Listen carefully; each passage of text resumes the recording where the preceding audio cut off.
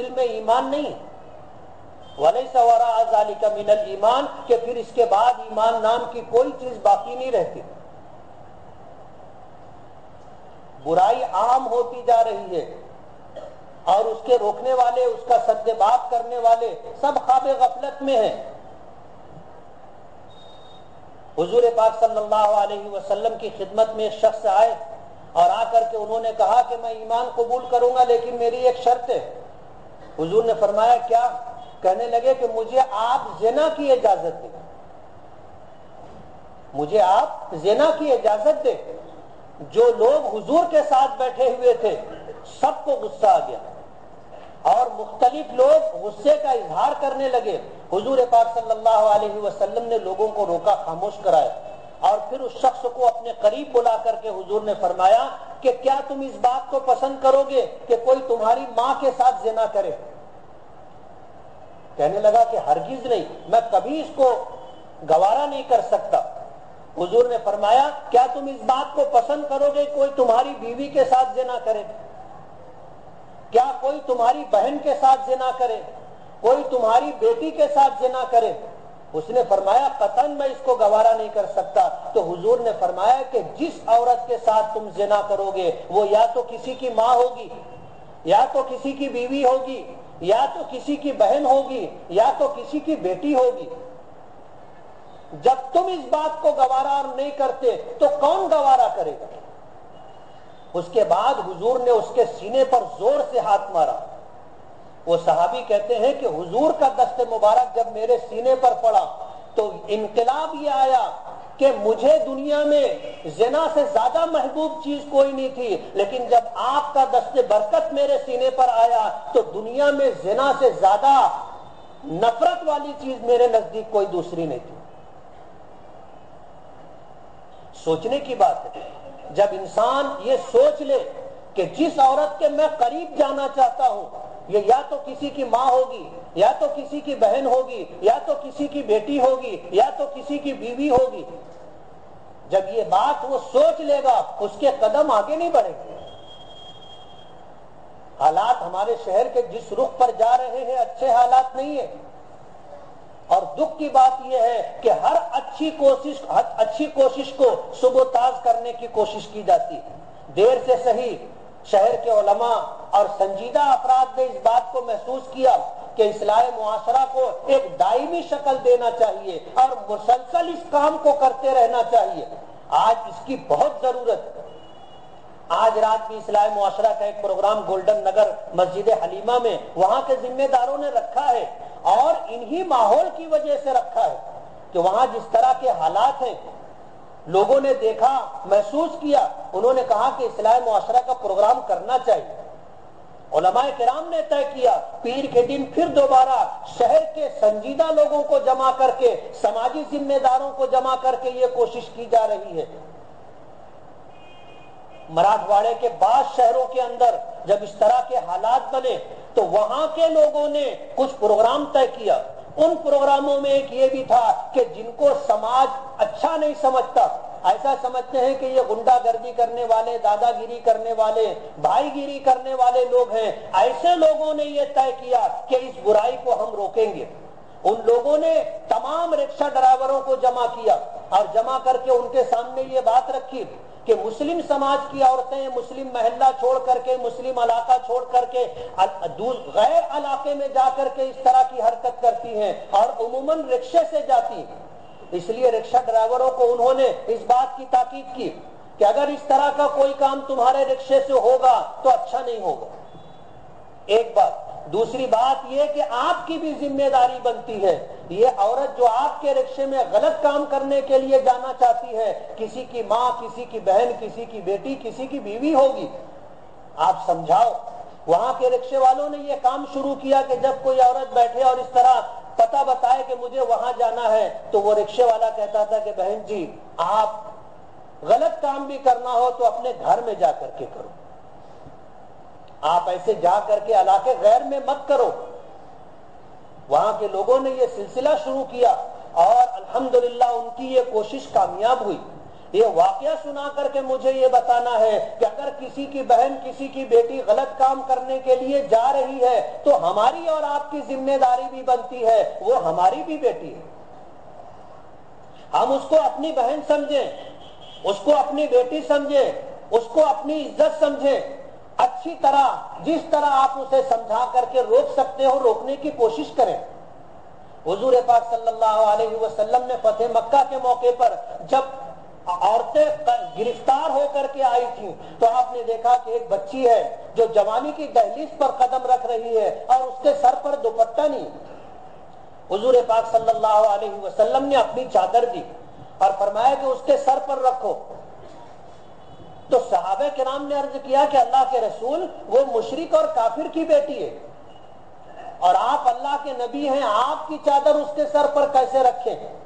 تو اس موقع پر حضور نے یہ بات فرمائی تھی کہ بیٹی بہرحال بیٹی ہوتی، چاہے وہ کسی اور ہی کی کیوں نہ ہو، لیکن بیٹی بیٹی ہوتی ہے اور ہر ایک کو اسی نظر سے دیکھنا چاہیے۔ اسی لیے لوگوں نے یہاں تک لکھا ہے کہ جب بیٹا پیدا ہوتا ہے تو باپ کی آنکھوں میں حیا نہیں آتی، لیکن جب اس کے گھر بیٹی پیدا ہو جاتی ہے تو اللہ اس کی آنکھوں میں حیا دے دیتا ہے۔ اور بیٹی پیدا ہونے کی برکت یہ ہوتی ہے کہ اسے بیٹی کا کیا مقام ہوتا ہے یہ سمجھ میں آتا ہے، اور پھر دوسروں کی بیٹیاں بھی اسے اپنی بیٹی کی طرح لگتی۔ یہ اسلام کا پیغام ہے۔ نبی کریم صلی اللہ علیہ وسلم نے فرمایا کہ دوسروں کی بہن بیٹیوں کی عزت بچاؤ، اللہ تمہاری بہن بیٹیوں کی عزت بچائے گا، اور اگر تم دوسروں کی بہن بیٹیوں کو بے آبرو کرو گے تو تمہارے گھر کی عزت بھی محفوظ نہیں رہے گی۔ یہ تو دنیا ہے نا، ہم کہتے ہیں کہ اس ہاتھ دے اس ہاتھ لے، جیسا بوؤ گے ویسا کاٹو گے۔ حضور نے فرمایا تعیفوا نساء المسلمین تعیفوا نساءکم، لوگوں کی عورتوں کی عزت و آبرو بچاؤ، تمہاری عورتوں کی عزت و آبرو محفوظ رہے گی۔ اور جو لوگ دوسروں کی بہن بیٹیوں کو بے آبرو کرتے ہیں ان کی بھی گھر کی عزت و آبرو محفوظ نہیں رہتی، چاہے اسے نہ معلوم ہو، اسے پتہ نہ ہو، لیکن یہ جو بویا ہے اسے کاٹنا پڑتا ہے۔ آج ضرورت اس بات کی ہے کہ ہم جو سچائی ہے، جو حقیقت ہے، اس کو تسلیم کریں اور اس کام کا آغاز اپنے گھر سے کریں۔ اللہ پاک نے فرمایا یا ایھا الذین آمنوا قوا انفسکم واہلیکم نارا، کہ اے لوگوں، اے ایمان والو، اپنے آپ کو اور اپنے گھر والوں کو جہنم کی آگ سے بچاؤ۔ ہر ایک آدمی ہم میں کا ذمہ دار ہے۔ حضور نے فرمایا کلکم مسئول، تم میں کا ہر شخص ذمہ دار ہے، وکلکم مسئول عن رعیتہ، اور کل اللہ پاک ہر ایک سے اس کی ذمہ داریوں کے متعلق پوچھے گا کہ تم نے گھر میں اپنی ذمہ داری پوری کی تھی یا نہیں۔ کلکم راعٍ وکلکم مسئول عن رعیتہ، تم میں کا ہر شخص ذمہ دار ہے اور اللہ پاک تمہاری ذمہ داریوں کے متعلق تم سے پوچھے گا، تمہاری ذمہ داریوں کے متعلق پوچھے گا اللہ پاک۔ اس لیے ضرورت اس بات کی ہے، اصلاح معاشرہ کوئی وقتی ضرورت نہیں ہے۔ اللہ بھلا کرے ان لوگوں کا جو اصلاح معاشرہ کے پروگرام کے دشمن ہیں، اللہ انہیں ہدایت دے جو اصلاح معاشرہ کی بات کو برا سمجھتے ہیں۔ ضرورت اس بات کی ہے کہ اس کام کو مستقل کیا جائے، یہ ہماری بہت بڑی ضرورت ہے، ہماری بہت بڑی ضرورت ہے، اور اس ضرورت کو پورا کرنے کے لیے ہمیں جد و جہد قربانی دینی ہوگی، اور اصلاح معاشرہ کے اس پروگرام کو اپنے گھر سے لے کر کے اپنے متعلقین تک، اپنی گلی اور محلے میں، اور جہاں تک ہماری حیثیت ہو، اور جتنی بھی ہم کوشش کر سکتے ہوں، اس پیغام کو عام کرنے کی کوشش کریں۔ نبی کریم صلی اللہ علیہ وسلم کو اللہ نے خاتم النبیین بنایا، تو وہ ذمہ داری آپ کے ذریعے سے امت کے ہر شخص کو اللہ پاک نے دی ہے۔ ہم میں کا ہر شخص امر بالمعروف اور نہی عن المنکر کا ذمہ دار ہے۔ بھلائی کا حکم دینا اور برائی سے روکنا ہم میں سے ہر شخص کی ذمہ داری ہے۔ فرمایا کنتم خیر امۃ اخرجت للناس تأمرون بالمعروف وتنہون عن المنکر، ایک بہترین امت بنا کر کے اللہ نے تمہیں پیدا کیا ہے. تمہاری ذمہ داری یہ ہے کہ تم بھلائی کا حکم دو اور لوگوں کو برائیوں سے روکو. یہ ذمہ داری ہم میں سے ہر ایک شخص کی ہے. یہ کسی عالم کی، کسی امام کی اور کسی فرد واحد کی نہیں، بلکہ سماج کے ہر شخص کی ذمہ داری ہے. اور ہر آدمی اپنی بساط اور حیثیت کے مطابق جہاں برائی کو دیکھے اس کو روکنے کی کوشش کرے، اس پہ روک ٹوک کرے، اور برائی کرنے والوں کو مصلحت کے ساتھ، محبت کے ساتھ سمجھا کر کے انہیں راہ راست پر لانے کی کوشش کرے. یہ ہماری ذمہ داری ہے. اس امت کو اللہ پاک نے جو خیر امت کا خطاب دیا تھا وہ اسی وجہ سے کہ یہ امر بالمعروف اور نہی عن المنکر کی ذمہ دار ہے. آج ضرورت اس بات کی ہے کہ ہم لوگ اپنے تمام تر مفادات کو کنارے رکھ کر کے آج من حیث الامت قوم و ملت کی عزت و آبرو کی بچانے کی فکر کریں. اور شہر جس رخ پر جا رہا ہے یہ ہمارے لیے بہت تکلیف کی بات ہے. شہر میں غنڈہ گردی عام ہو رہی ہے اور دن کے وقت میں، رات کے ابتدائی حصے میں آج ہمارے شہر میں ڈکیتیاں ہو رہی ہیں. برائی کرنے والے، گناہ کرنے والے لوگوں کا حوصلہ اتنا بڑھ گیا کہ آج رات کے 8 بجے، 8:30 بجے لوگوں کے گھر میں گھس کر کے ریوالور لگا کر کے گھر خالی کر کے چلے جا رہے ہیں. آج لوگ اپنے آپ کو غیر محفوظ سمجھ رہے ہیں. اپنے گھر میں جو ان کے پاس محنت کا کمایا ہوا روپیہ پیسہ ہے وہ ادھر ادھر اپنے دوسرے رشتہ داروں کے یہاں رکھ رہے ہیں. شام ہوتی ہے لوگ اپنے دروازوں کو بند کرنے لگے ہیں. آج شہر میں ایسا لگتا ہے جیسے قانون کی گرفت ڈھیلی ہو گئی اور انتظامیہ کی پکڑ کمزور ہو گئی اور گنہگاروں کے حوصلے بڑھ گئے. اور اس طرح کی جو حرکت ہو رہی ہے، شہر میں پچھلے دنوں قتل کی واردات ہوئی، شہر میں پچھلے دنوں ڈکیتی کی واردات ہوئی. گناہ کرنے والوں کے حوصلے بڑھتے چلے جا رہے ہیں. شریف لوگوں کے لیے جینا مشکل ہو جائے گا. ہم تو یہ چاہیں گے کہ ہماری یہ آواز ان لوگوں تک پہنچے جن کی ذمہ داری ہے کہ امن و امان قائم رہے، لوگوں کی جان، مال، عزت و آبرو محفوظ رہے. ہم چاہیں گے کہ ہماری یہ آواز ان تک پہنچے، ان کے کانوں تک پہنچے. اس لیے میں یہ بات کہہ رہا ہوں کہ ایسا لگتا ہے کہ جیسے قانون اور انتظامیہ کی گرفت ڈھیلی ہو گئی ہے اور گناہ کرنے والوں کے حوصلے بڑھ گئے اور شریف لوگوں کو ایسا محسوس ہونے لگا کہ اس شہر میں ہم غیر محفوظ ہیں. بڑے بازار میں لوگ ایک دوسرے کی جان لے لیتے ہیں. شام کا وقت ہوتا ہے گھر میں گھس کر کے گھر خالی کر کے چلے جاتے ہیں.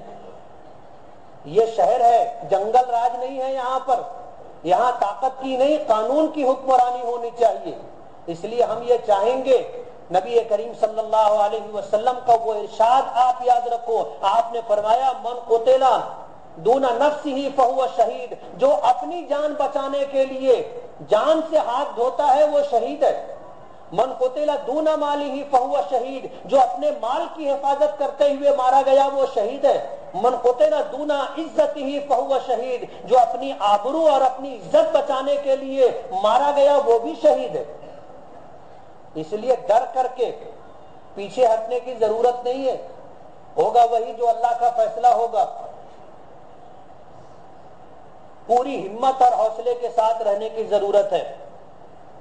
اللہ کا فیصلہ ہر حال میں نافذ ہوتا ہے، لیکن یہ کہ احتیاط کرنا ہماری ذمہ داری ہے. ہم اپنی عزت کے تئیں، اپنے مال کے تئیں، اپنی جان کے تئیں ہم سنجیدہ رہیں اور اس کو بچانے کے لیے کیا تدابیر ہو سکتی ہیں اس کے لیے جدوجہد اور کوشش کریں. اور اصلاح معاشرہ کے پروگرام کو ہم آگے بڑھائیں. جو لوگ اصلاح معاشرہ کے پروگرام کو خراب کرنے کی کوشش کرتے ہیں وہ ہماری جان کے دشمن ہیں، ہمارے مال کے دشمن ہیں، ہماری عزت و آبرو کے دشمن ہیں. وہ قوم ملت کا اجتماعی نقصان کرنا چاہتے ہیں اور یہ چیز ہم کبھی بھی برداشت نہیں کریں گے.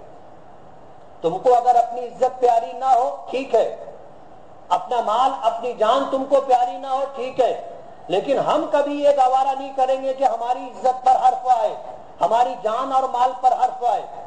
اس لیے اصلاح معاشرہ کا وہ پروگرام جو آج شہر کے علماء کرام کی آواز ہے، تعلیم یافتہ طبقے کی آواز ہے، سماجی ذمہ داروں کی آواز ہے اور ان کی یہ تحریک ہے، اس کو آگے بڑھانے کی کوشش کریں. اللہ تعالی ہمیں معاملہ فہمی عطا فرمائے، اپنے نفع اور نقصان کی تمیز اللہ پاک ہمیں عطا فرمائے۔ وآخر